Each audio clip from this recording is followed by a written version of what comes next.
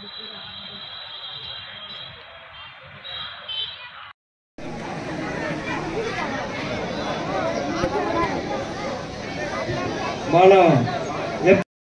ఇంకొసేపట్లో మన ముందుకు రాబోతున్నారు.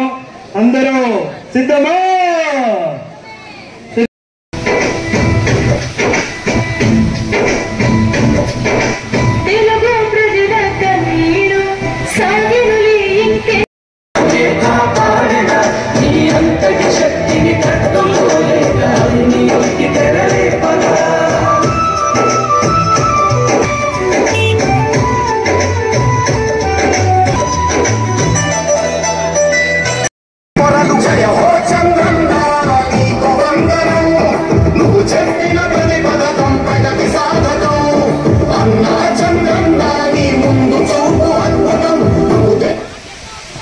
టూ వీలర్లు తెచ్చే వాళ్ళు కొంచెం పార్కింగ్ ప్లేస్ లో పెట్టాల్సిందిగా కోరుతున్నాము. దయచేసి మీటింగ్ లేడీస్ కి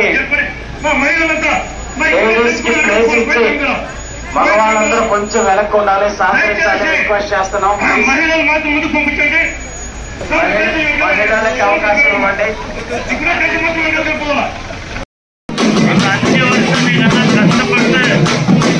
చంద్రబాబు నాయుడు எல்லாருமே போட்டு చంద్రబాబు నాయుడు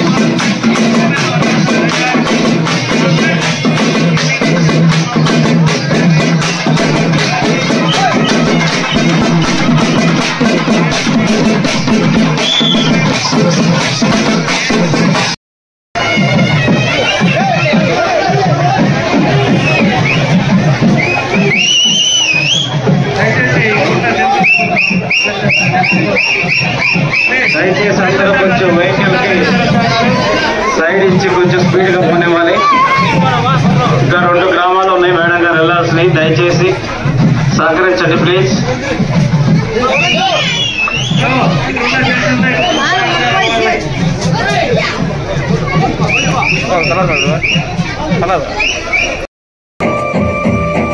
ఆడబిడ్డ నిధి పేరిట ప్రతి నెల 1500 తల్లికి వందనమని ప్రతి బిడ్డకు 15,000 ప్రతి ఇంటికి ఉచితంగా 3 సిలిండర్లు ఆర్టీసీ బస్సుల్లో అతివ ఉచిత ప్రయాణాలు ఆడపడుచు ఎక్కడున్న కలవరించు అన్నగా మహాశక్తి పథకం ఇచ్చే పుట్టినింటి సారే నువ్వు చెప్పిన ప్రతి పథకం ప్రగతి సాధకం అన్నా చంద్రన్న నీ ముందు చూపు అద్భుతం నువ్వు తెచ్చిన ప్రతి మార్పు సాధకం.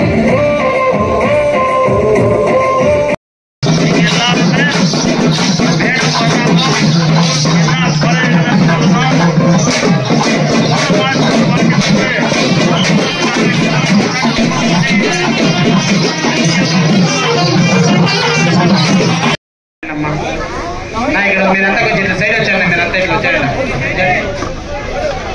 హలో, ఇక్కడ ఉన్న జనతా సైడ్ లో చేయండి. మేడం జరుగుతున్నారు. లేడీస్ దాడి వదలండి. అక్కడ లేడీస్ ప్రతి ఒక్కరు లేడీస్ కి దాడి వదలండి.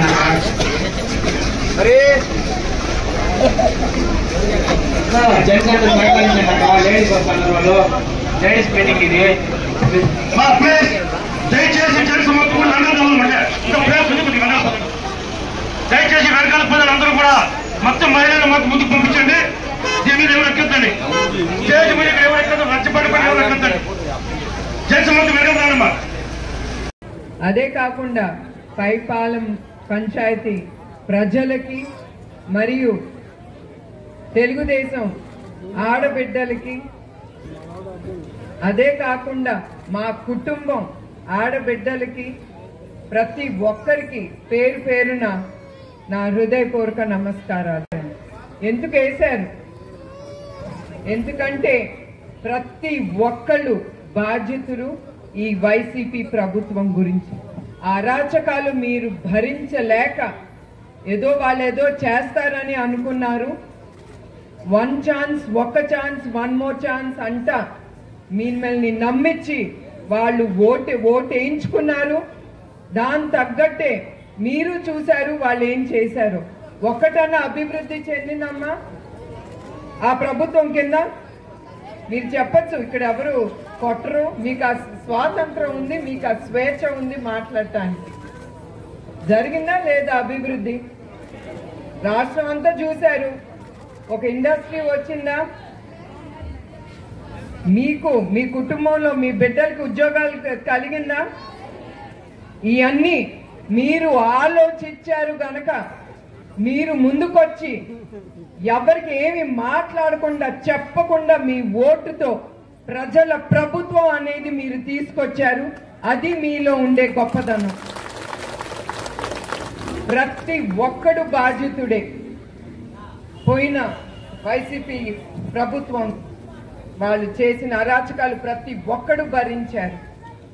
అందుకే మీరందరూ కలిసి ప్రజల ప్రభుత్వం తీసుకొచ్చినందుకు, కూటమి ప్రభుత్వం తీసుకొచ్చిన ప్రభుత్వం మీకు ఏమేమి చేయాలో తప్పకుండా, ఏమేమి హామీలు మీకు ఇచ్చారో తప్పకుండా అది చంద్రబాబు నాయుడు గారు ముందుకు తీసుకెళ్తారు. మీకు ఆయన నాయకత్వం గురించి తెలుసు. ఆయన ఎప్పుడు ప్రజల మనిషి. అదే కాకుండా మీకు నందమూరి తారక రామారావు గురించి ప్రత్యేకంగా నేను చెప్పనక్కర్లేదు. ఆయన ఎప్పుడు పేదల కోసమే ఆలోచించేవారు. ఆయన పేదల కోసం కిలో 2 రూపాయలు బియ్యం ఆయనే తీసుకొచ్చింది. అట్లానే ఆ స్ఫూర్తితో చంద్రబాబు నాయుడు గారు అన్నా క్యాంటీన్ అనేది ముందుకు తీసుకెళ్లారు. కానీ ఈ రాక్షస ప్రభుత్వం, ముందులున్న రాక్షస ప్రభుత్వం అన్నా క్యాంటీన్లన్నీ మూసేసే 15న ఆయన మళ్ళీ అన్నా క్యాంటీన్ ని ముందుకు తీసుకెళ్తున్నారు. ఒకప్పుడు రోజు చేశారు ఆ అన్నా క్యాంటీన్ లో. అట్లానే కాకుండా ఆయన ముఖ్యమంత్రిగా ముందలు ఉన్నప్పుడు ఏమేమి పథకాలు తీసుకొచ్చారో ఆ పథకాలు తప్పకుండా ఆయన మళ్ళీ ముందుకు తీసుకెళ్తారు.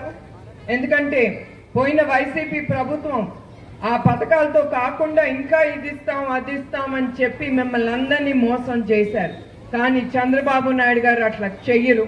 మంత్రి చేసి ఆ ఘనత మన కుప్పం ప్రజలకే దక్కుతుంది. తప్పకుండా ఆయన కుప్పం నియోజకవర్గానికి ఏమి ఆయన ఇస్తానన్నారో తప్పకుండా అది ముందుకు తీసుకెళ్తారు.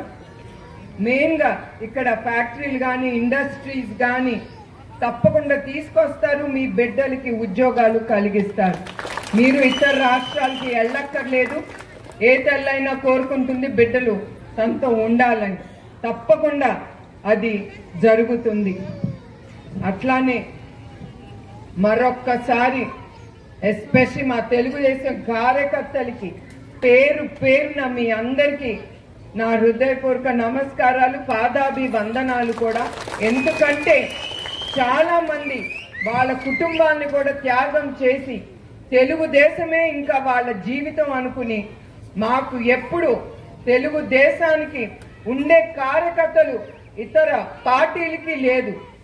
అంత గట్టిగా మీరందరూ ప్రతిసారి మన పార్టీ కోసం ఎన్నిసార్లు మనం పవర్లో లేకపోయినా కూడా కార్యకర్తలే ఎప్పుడు టీడీపీలో ఆ జెండా మోసింది. లీడర్లు ఉన్నా లేకపోయినా కూడా మన కార్యకర్తలు కదలలేదు పార్టీ నుంచి.